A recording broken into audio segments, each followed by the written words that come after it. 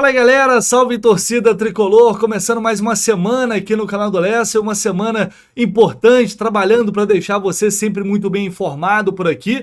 Uma semana importante porque daqui a pouco, mais tarde, vamos conhecer o adversário do Fluminense nas oitavas de final da Copa Libertadores. O sorteio será hoje, 1 da tarde, semana também que marca a chegada do monstro. Thiago Silva está chegando na próxima quinta-feira. Vai ter Aeroflu, Aeromonstro, vai ter apresentação do Thiago Silva, Maracanã lotado na próxima sexta-feira. Muita coisa para acontecer nessa semana. O momento do time não é bom, a gente vai falar sobre isso também, trazer outras informações. Mas, enfim, temos esse alento que é a chegada do Thiago Silva. E hoje, a partir das 11h30 da manhã, ao vivo com a live de sorteio, fazendo a cobertura completa aqui no canal do Lessa, no Jornada KTO 1902, também no Raiz Tricolor, ao lado do Gabriel, do Fio, todo mundo junto para fazermos mais essa cobertura e essa live onde conheceremos e vamos debater, evidentemente, muito sobre o adversário do Flu nessas oitavas de final, expectativa muito alta. O sorteio vai começar, lembrando, 1 da tarde, mas às 11h30 da noite estaremos ao vivo. E claro, deixe aqui nos comentários quem você acha que o Fluminense vai enfrentar nas oitavas. O chileno Colo-Colo, os argentinos São Lourenço e Tajeres, os clássicos brasileiros Flamengo e Botafogo, ou os uruguaios Peñarol e Nacional. E tem também o grupo a definir, o grupo do Grêmio. Pode vir o Huachipato, pode vir o Strongest, enfim. Quem você acha que vai enfrentar o Fluminense nas oitavas de final? Deixa aqui no comentário e também aproveita para deixar o seu like, por favor, se inscrever aqui no canal. Conto muito com vocês todos os dias aqui, contribuindo para o crescimento do canal do Lessa, compartilhando os vídeos, os conteúdos, espalhando para todo mundo que você conhece. É uma forma simples, rápida e gratuita de sempre contribuir aqui com o canal. Bom, o dia também vai ser importante para sabermos em relação à situação do Felipe Melo. Ele sofreu um trauma na panturrilha durante o jogo contra o Juventude, saiu ainda no primeiro tempo, a situação preocupou um pouco, o Felipe Melo ainda vai passar por exames, provavelmente ainda hoje pela manhã, e ao longo do dia a gente deve ter mais informações em relação à situação dele, se ele tem uma lesão, se for uma lesão, qual a gravidade, e se ele tem chances de ficar à disposição para enfrentar o Botafogo no clássico da semana que vem. Lembrando que estamos numa semana de data FIFA, então o próximo jogo somente na terça-feira da semana que vem. O mesmo vale para Germán Cano, que é o assunto principal deste vídeo. O Cano também sentiu dores na virilha no jogo contra o Juventude, deixou o campo no segundo tempo, preocupou bastante ele, porque claramente ele ficou mancando durante um tempo, então há uma preocupação em relação à situação do Cano. Não consegui apurar assim, se no vestiário ele, de fato, foi uma situação que preocupou o departamento médico do Fluminense, mas certamente ele também será reavaliado nesta segunda, e aí vamos buscar informações também sobre o Germán Cano. E ele é o assunto principal deste vídeo, porque cada vez mais os questionamentos em relação à temporada 2024 do Cano, ao baixo desempenho de Germán Cano, em relação à baixa quantidade de gols também que o argentino marcou até aqui na temporada, vem chamando a atenção. E é claro que a gente ficou mal acostumado, no bom sentido, com as duas temporadas impressionantes que o Cano fez em 2022, 2023, marcando mais de 40 gols, o que é um total absurdo. E eu, particularmente, já imaginava que ia chegar um momento que não daria para entregar 40 gols no ano. Mas aí, vindo de Germán Cano, por tudo que ele vem fazendo, um ídolo hoje do Fluminense, falo, pô, beleza, mas 25 gols, 30 gols, é uma meta totalmente palpável aí para Germán Cano. Mas não é isso que vem acontecendo e os números de fato chamam atenção. A gente trouxe esses números, o Cauã apurou, compilou esses números e a gente debateu isso na abertura da transmissão antes do jogo contra o Juventude lá no Jornada, que são números que, de fato, impressionam. Se a gente fizer uma comparação aqui nos 18 primeiros jogos do Cano na temporada, nessas 3 temporadas com a camisa do Fluminense, até que ele tem 18 na temporada, em 2024 ele marcou 5 gols e deu 2 assistências até o momento. Em 2023, foi um negócio absurdo. 18 gols em 18 jogos. Em 2022, 10 gols e 2 assistências. Sendo que em 2022, a gente lembra, ele começa o ano revezando ali com o Fred, sendo reserva do Fred em alguns jogos. Ainda tem isso. Então, levando em consideração os 18 primeiros jogos da temporada 2024, lá em 2022 o Cano tinha o dobro de gols que tem neste momento, e no ano passado o triplo. A gente vai pegar a fase de grupos da Libertadores, o Cano fez um gol até o momento nesta fase de grupos, onde o Fluminense pontuou até mais do que no ano passado.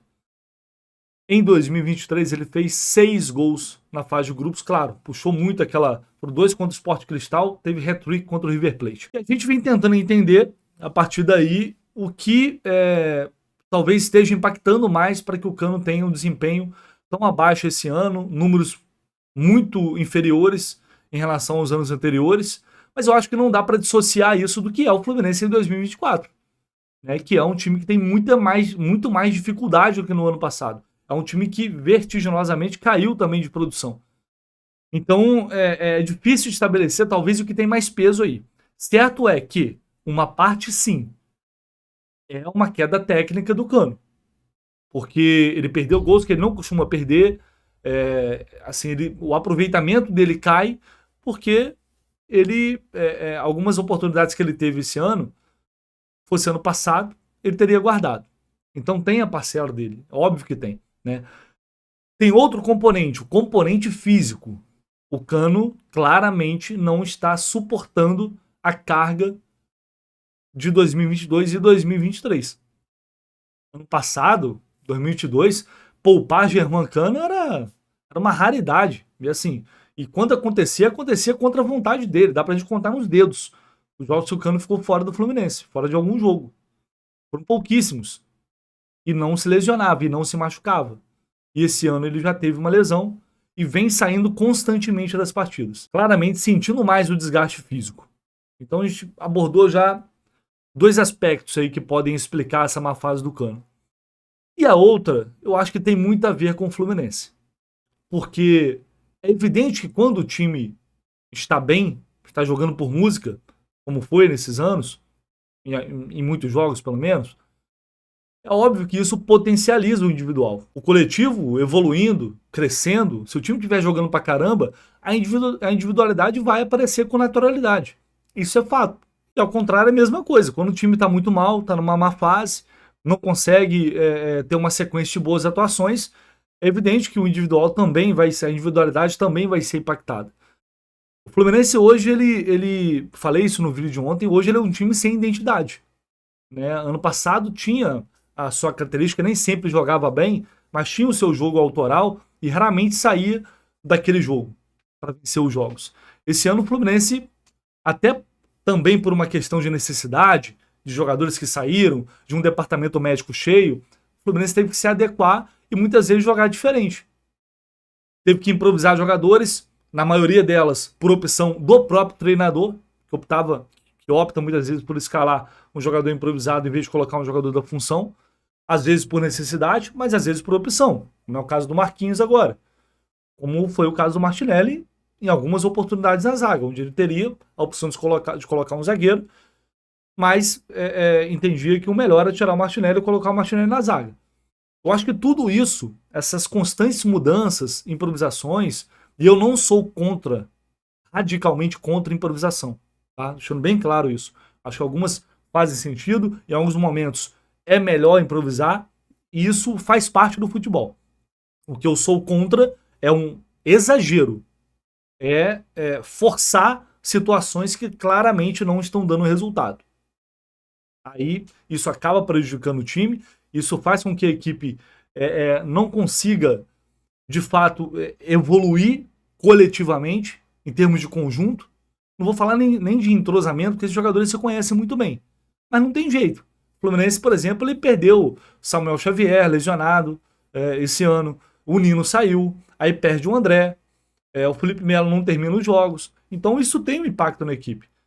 E acaba afetando a evolução que talvez esteja também prejudicando o Germancano. E a questão física tem um link com o coletivo, porque ele sempre foi o cara de voltar muito, de recompor muito, de ajudar a defesa. E ele continua fazendo isso. Só que esse ano ele não está conseguindo acompanhar muitas vezes o desenvolvimento do ataque, ou seja, a transição. Porque o Fluminense não sai muitas vezes não consegue sair com aquele toque de bola, aproximação, enfim, o dinizismo, entre aspas. Muitas vezes o Fluminense, quando recupera a bola lá atrás, tenta alongar ou tenta sair de uma maneira mais vertical, com mais rapidez. E aí o cara que acabou de voltar e tá lá na grande área, do lado dos volantes, ele não vai conseguir chegar lá na frente para finalizar, como acontecia muitas vezes no ano passado. Pode ser que seja mais tenha mais a ver com a queda física também do Cano do que propriamente com o estilo de jogo? Pode ser, mas eu acho que a tentativa do Fluminense de encontrar outras maneiras de jogar, outras formas, se adaptando às situações de um momento, à disposição, a questão de características do elenco e também os adversários, isso acaba também respingando num jogador que é muito importante para o Fluminense, que é o Germancano. Então, o caso do Cano, para mim, e não é só ele que não tá jogando bem, né? O Keno não jogou bola em 2024. Se a gente for pegar aí, quem mais não jogou? Eu acho que o Arias teve uma queda de rendimento em relação àquilo que ele jogava, né? O Arias também chegou a ter uma queda. Então, não é só o Cano, mas o Cano chama muita atenção porque, obviamente, é um jogador primordial, um jogador fundamental, artilheiro do time. E a gente não tá acostumado a ver o Cano jogar dessa forma. Ele tá muito mal. Então, uma série de fatores que se somam e levam a essa situação. E se continuar dessa forma, vai ser inevitável surgir a discussão, que já está surgindo por parte de muita gente, que é a briga entre Cano e Germancano, entre Cano e John Kennedy, por uma vaga de titular. Se o John Kennedy estivesse jogando um pouquinho mais de futebol esse ano, que também não está, talvez o Cano estivesse, de fato, muito ameaçado. Acho que ainda não é o momento, na minha opinião. Ainda acho que não é o momento. Mas creio que, se persistir dessa forma, principalmente se o time não evoluir, não crescer, não voltar a jogar um futebol decente esse ano, essa discussão tende a se intensificar nas próximas semanas, nos próximos dias. E se o John Kennedy também aproveitar as oportunidades que ele certamente vai ganhar da comissão técnica do Diniz. Vai depender muito dele também para que essa discussão vá à frente. Mas eu também quero ouvir vocês, né? A que você atribui essa queda do Cano? Se o John Kennedy, de fato, ele briga com o Cano já para ser titular do time, com a possibilidade do Cano ir para o banco de reserva, se vocês acham que tem essa chance por agora, ou se ainda não é o momento. Discussão aberta aqui, para a gente trocar essa ideia. A intenção também é trazer elementos para essa discussão. Não, repito, não acho que tem um motivo só.